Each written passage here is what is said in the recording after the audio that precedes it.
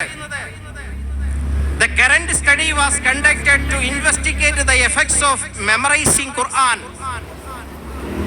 അതായത് ഖുർആൻ മനഃപ്പാഠമാക്കുന്നതിന്റെ ഏറ്റവും വലിയ ശക്തി എന്താണ് എന്നും ഖുർആൻ മനഃപ്പാഠമാക്കുന്നതിലൂടെ ഈ കുട്ടികൾക്ക് എന്തെല്ലാം കൈവരിക്കാൻ കഴിയുമെന്നും ആയിരുന്നു യൂണിവേഴ്സിറ്റി തലത്തിൽ ഡോക്ടറേറ്റ് ബിരുദം നേടുന്നതിനു വേണ്ടി ഗവേഷണ വിദ്യാർത്ഥികളായ ആളുകൾ പഠന വിധേയമാക്കിയത്.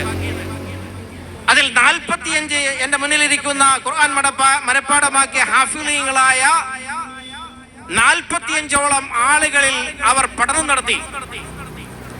അവരുടെ ശാരീരിക ക്ഷമത, മുമ്പുള്ള ശാരീരിക ക്ഷമതയും ഖുർആൻ മനഃപ്പാഠമാക്കിയതിനു ശേഷമുള്ള ശാരീരിക ക്ഷമതയും തമ്മിൽ കമ്പയർ ചെയ്തു.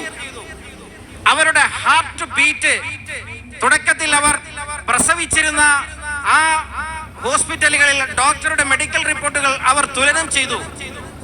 ആ മെഡിക്കൽ റിപ്പോർട്ടുകളും അവർ ഹാഫിളീങ്ങളായതിനു ശേഷമുള്ള അവരുടെ ശരീരത്തിന്റെ ഘടനയും അവരുടെ ഹാർട്ട് ബീറ്റും തമ്മിൽ പഠനത്തിന് വിധേയമാക്കി.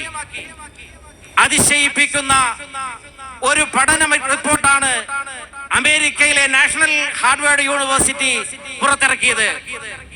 ലോകത്തിൽ ഒരു മനുഷ്യനും സാധിക്കാത്ത തരത്തിൽ മനുഷ്യ ഹൃദയം ഏത് വിഷയത്തോടും പ്രതികരിക്കാൻ കെൽപ്പുള്ളതാക്കി മാറ്റുന്ന ഒരു സംവിധാനം ഹാഫിളീങ്ങളായ ഈ കുട്ടികളുടെ മനസ്സിലുണ്ട് എന്ന് ഈ സർവകലാശാല കണ്ടെത്തിയിരിക്കുന്നു എന്നുള്ളതാണ് ഏറ്റവും അടുത്ത പഠന ഗവേഷണ റിപ്പോർട്ട് നമ്മെ പഠിപ്പിക്കുന്നത്. അതുപോലെ തന്നെ ഇതിന്റെ റിസൾട്ട് എന്താണ് എന്ന് അവർ പറയുന്നു. The result revealed a significant difference in academic achievement of ഹുഫാം എന്നാണ് പറയുന്നത്.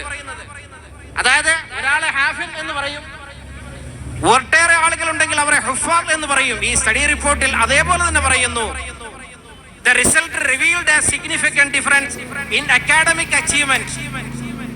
ഈ കുട്ടികൾ ഭൗതികപരമായിട്ടുള്ള അധ്യാപനത്തിൽ പോകട്ടെ, അല്ലെങ്കിൽ ആത്മീയ വിദ്യാഭ്യാസം കരഗതമാക്കുന്ന ഉയർന്ന വിദ്യാഭ്യാസത്തിലേക്ക് പോകട്ടെ, ഇവരും സാധാരണ വിദ്യാർത്ഥികളും തമ്മിൽ പഠന നിലവാരത്തിൽ ഏറ്റവും ഉന്നതിയിലേക്ക് പോകാൻ ചാൻസ് ഉള്ളത് ഇവരുടെ ബ്രെയിന്റെ മെമ്മറി ഇവരിൽ നിന്നും 50% സാധാരണ വിദ്യാർത്ഥികളിൽ നിന്നും തുലനശേഷി, അല്ലെങ്കിൽ ഏറ്റവും കൂടുതൽ ഈ 50% വർധനവ് ഇവർക്ക് രേഖപ്പെടുത്തിയിട്ടുണ്ട് എന്നാണ് പഠന റിപ്പോർട്ടിൽ പറയുന്നത്.